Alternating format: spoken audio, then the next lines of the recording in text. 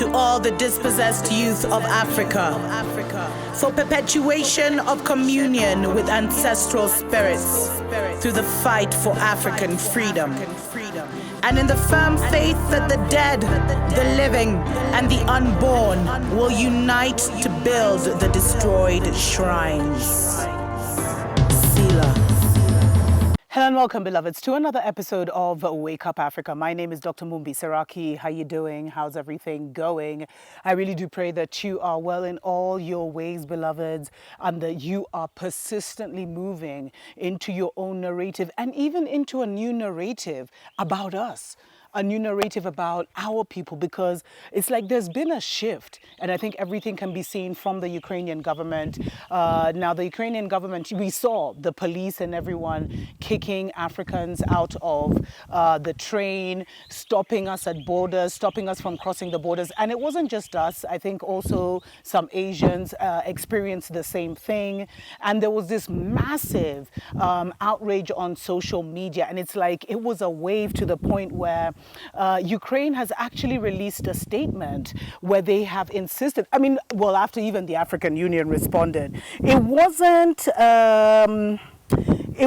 a blatant apology like many of us would have wanted to see, because I think we deserve an apology as an African people for the way our people were treated in Ukraine, and especially because now African youth, well, let me say Nigerian youth, even want to be recruited to fight in the Ukrainian, in the Ukrainian army. But the Ukrainian president, he actually came out and he said that, it was an international human right for people to be able to cross borders regardless of your race, your color, your creed, and no discrimination should be, whatever. But that's not far enough. It was blah, blah, blah, blah, blah. So he instructed the border points and the police to allow basically Africans on board, but he didn't apologize for his people's actions, for his government's actions, for his police officers' actions. And so this is almost like a half-baked situation. And the African Union did actually release a statement. They had come out and they said that they were disturbed, African Union disturbed by reports of Africans stopped from escaping Ukraine. And they came out as as a bloc. And they said, they released a statement and they said all people have the right to cross international borders during conflict and as such should enjoy the same rights to cross to safety from the conflict in Ukraine, notwithstanding their nationality or racial identity. And, reports that Africans are singled out for unacceptable, dissimilar treatment would be shockingly racist and in breach of international law. So basically, the Ukrainian took this and said, all Africans should now, there was no apology, no nothing, which shows you, okay, at least the AU, or actually here it says the African bloc in the United Nations. So, they came, those are the ones who came out and said that at the United Nations. And then the African Union chairman and the current president of the African Union, they actually released a joint statement, I think Faki and the other guy, saying, they were totally outraged by what had happened, to their people, etc., etc. And it just shows you, for me, beloveds, we have to realize we're dealing with reactionary governments. And so the one thing we have working for us is the power of our collective voice. The moment we all jump on a story and say, this is wrong, it's like the whole world jumps. But we haven't quite gotten the respect we deserve because Ukrainian came this close to an apology, but they didn't apologize, which is very telling. Because if it had been any other nation of power or nation that had respect, don't you think they'd have been like, first and foremost, we apologize for the mistreatment of your people in our nation? Like, you're being invaded and you're still racist. You still have time to still be a little subtly racist. Like, you can't come out and apologize to us, but you're like spewing some international. Am I looking at this the wrong way? Because I just feel like what the Ukrainian government said, the president said, was not enough. President, prime minister, whatever. And you know what? He's actually a comedian and he owns a theater company. And someone put that in the comments, confirming what I say about the world is a massive stage right now.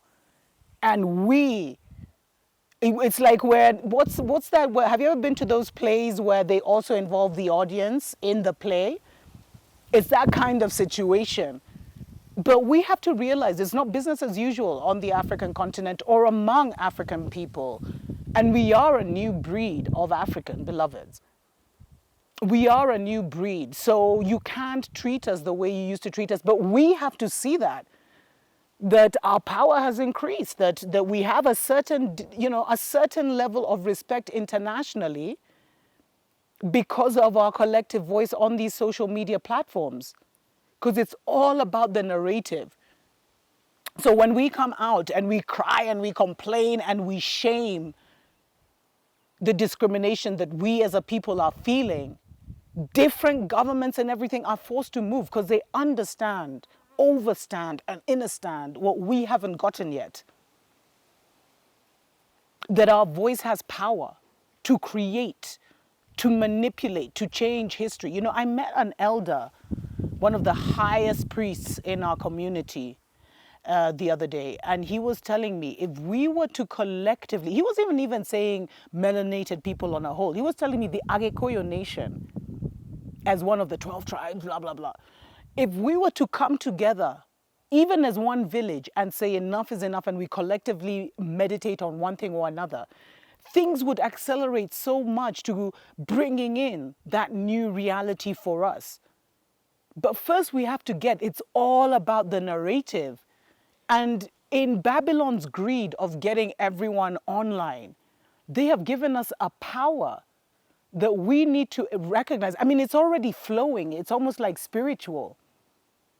And it really started to come out the times of George Floyd, and then they hijacked that with the Black Lives Matter stories for other days. But our voice has increasing power, which will mean something in the seasons and times to come. But, we have to make it uncomfortable enough for any of us original people to be discriminated against in any part of the world. And that means by uniting our voice and not getting into the Babylon narrative where they'll bring out another story, then they'll bring out another story, and so your energy is scattered. But when we see a discrimination against our people, we collectively come together and we stand up, we make that story go viral. So we have to pull in our energy and then direct it in ways that it helps us. That is so powerful. So not every story is our theater and is our situation. A lot of those stories are not our circus and are not our monkeys. But when we do have a situation where our people are either facing racism, facing violence, let's learn to put our voices together to be that change. We already have that power. That's something that's disposable to us right now. Soon it will be more tangible in terms of like a mighty global organization, etc., etc. Because it has been prophesied, even by the Hopi Native Americans, beloveds, that in the end of times, we would witness the last and great liberation movement and successful liberation movement of the Black people. It's coming. We have all the blueprints, and it starts with our voice. Tuko pamoja. Wake up, wake up, wake up, wake up, wake up, wake up.